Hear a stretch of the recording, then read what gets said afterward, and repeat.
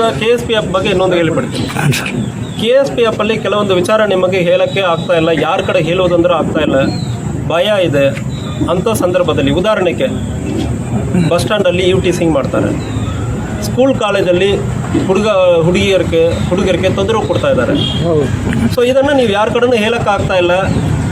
KSPF ಅಲ್ಲಿ ಎಲ್ಲಿ ಏನು ಯಾರು ಮಾಡ್ತಾ ಇದ್ದಾರೆ ಅಂದರೆ ಒಂದು ಮಾಹಿತಿ ಕೊಡುವಾಗ ಆ ಮಾಹಿತಿ ಯಾರು ಕೊಟ್ಟಿದ್ದಾರೆ ಅಂದರೆ ನಮಗೂ ಗೊತ್ತಾಗಲ್ಲ.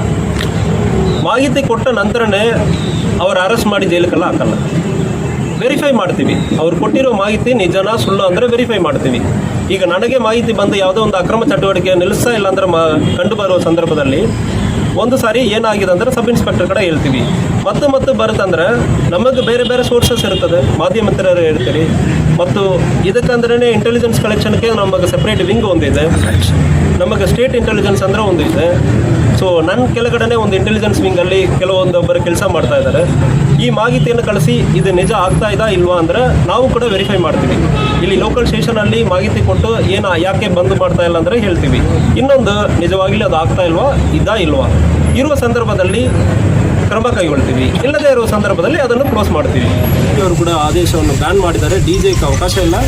ಸೌಂಡ್ ಸಿಸ್ಟಮ್ ಹಾಕ್ಕೊಳ್ಳಿ, 2 ಸೌಂಡ್ ಬಾಕ್ಸಸ್ ಹಾಕ್ಕೊಳ್ಳಿ, 2+2 ಹಾಕ್ಕೊಳ್ಳಿ. ಸೊ ಅದಕ್ಕೆ ಅವಕಾಶ ಇದೆ. ಎಲ್ಲ ಸಮುದಾಯಕ್ಕೆ, ಈ ಸಮುದಾಯರು ಕೊಡ್ತಾ ಇಲ್ಲ, ಆ ಸಮುದಾಯ. ನಾನು ಪೊಲೀಸ್ ಆಫೀಸರ್ ಇದ್ದೀನಿ, ನನಗೆ ಒಂದೇ ಒಂದು ಜಾತಿ, ಪೊಲೀಸ್ ಜಾತಿ. ಸೊ ಎಲ್ಲರಿಗೂ ಒಂದೇ ನಾನು ಹೇಳ್ತೀನಿ. ಸೊ 2+2 ಬಾಕ್ಸ್ ಮಾತ್ರ ಅವಕಾಶ ಇದೆ. ಅದಕ್ಕಿಂತ ಜಾಸ್ತಿ ಮಾಡ್ತೀರಂದರೆ ಆಲ್ರೆಡಿ ನಾನು ಹೇಳಿದ್ದೀನಿ, ಕೇಸ್ ಮಾಡ್ತಾರೆ, ಬಾಕ್ಸನ್ನು ಸೀಸ್ ಮಾಡ್ತಾರೆ. ಯಾರು ತೊಗೊಂಡು ಬರ್ತಾರೆ, ಇದರಲ್ಲಿ ಬಿಗ್ಗೆಸ್ಟ್ ಕ್ರಿಮಿನಲ್ ಯಾರು ಗೊತ್ತಾ? DJ box owners. ಈಗ ನಮ್ಮ ಗೋಕಾಕಲ್ಲಿ ನಮಗೆ ಒಂದು ಮಾಹಿತಿ ಬಂತು, ಮೀಟ್ರ್ ಬಡ್ಡಿ ಹಾಕ್ಕೊಂಡು ವಸೂಲಿ ಮಾಡ್ತಾ ಇರೋದು. ಇಂಥ ಮಾಹಿತಿ ನಮಗೆ ಕಂಪ್ಲೇಂಟ್ ಆಗಿ ಬರ್ತಾ ಇಲ್ಲ. ಗೋಕಾಕ್ ಜನರಿಗೆ ನಾನು ಹೇಳ್ಕೊಳ್ಳೋದು ಏನಂದರೆ, ಮೀಟ್ರ್ ಬಡ್ಡಿ ಯಾವನು ಮಾಡಿಕೊಂಡು ನಿಮ್ಮ ಜಮೀನನ್ನು ಬರ್ಸ್ಕೊಂಡಿದ್ದಾನಂದರೆ ಯಾವುದೂ ಎದುರ್ಕೊಳ್ಳಬೇಡ, ನಮ್ಮ ಕಡೆ ಬನ್ನಿ. ರಿಜಿಸ್ಟ್ರೇಷನನ್ನು ನಾವು ಕ್ಯಾನ್ಸಲ್ ಮಾಡೋದಕ್ಕೆ ಅವಕಾಶ ಇದೆ. ಮೀಟ್ರ್ ಬಡ್ಡಿ ಯಾವನು ತೊಗೊಳ್ತಾನಂದರೆ ಜೈಲಿಗೆ ಹಾಕ್ತೀವಿ. ಯಾರು ಬಂದು ತೊಂದರೆ ಮಾಡೋದು ಯಾವುದು ಮಾಡ್ತಾನಂದರೆ ಹೊಸ ಆ್ಯಕ್ಟು ಇದೆ, ಹಳೆ ಆ್ಯಕ್ಟು ಇದೆ. ಯಾರೇ ಬಂದು ಒಂದು ಮೀಟ್ರ್ ಬಡ್ಡಿ ಹಾಕಿ ತೊಂದರೆ ಮಾಡೋ ಸಂದರ್ಭದಲ್ಲಿ ಯಾರಿಗೆ ಅವಕಾಶ ಇಲ್ಲ, ಕಠಿಣ ಕ್ರಮ ಕೈಗೊಳ್ತೀವಿ. ದಯವಿಟ್ಟು ನೀವು ಮುಂದೆ ಬರಬೇಕು. ನಿಮಗೆ ಹೆದರಿಕೆ ಇದೆ ಅಂದರೆ ನನ್ನ ಕಡೆನೂ ಕೂಡ ಬನ್ನಿ, 100% ನಾನು FIR ಮಾಡಿ ಕೊಡ್ತೀನಿ. ಅದನ್ನು ಸಂಪೂರ್ಣವಾಗಿ ನಾವು ಸ್ಟಾಪ್ ಮಾಡಬೇಕು. ಸೊ ನಾನು ಹೇಳ್ತಾ ಇದ್ದೀನಿ, ಮಾಹಿತಿ ಒಂದು ಮಾತ್ರ ನೀವು ಕೊಡಿ. ಇಲ್ಲಿನೂ ಕೂಡ ಕೆಲವೊಂದು ಕಡೆ ಮಡ್ಕ ಮಾಹಿತಿ ಇರೋದು ನನಗೆ ಮಾಹಿತಿ ಇದೆ. ಕುಳುಗೋಡು ಮೂಡಲ್ಗಿಯಲ್ಲಿ ಮಾಹಿತಿ ನನಗೆ KSPF ಅಲ್ಲಿ ಬಂತು, ಅದು ಕೂಡ ಚೆಕ್ ಮಾಡ್ತಾ ಇದ್ದೀವಿ.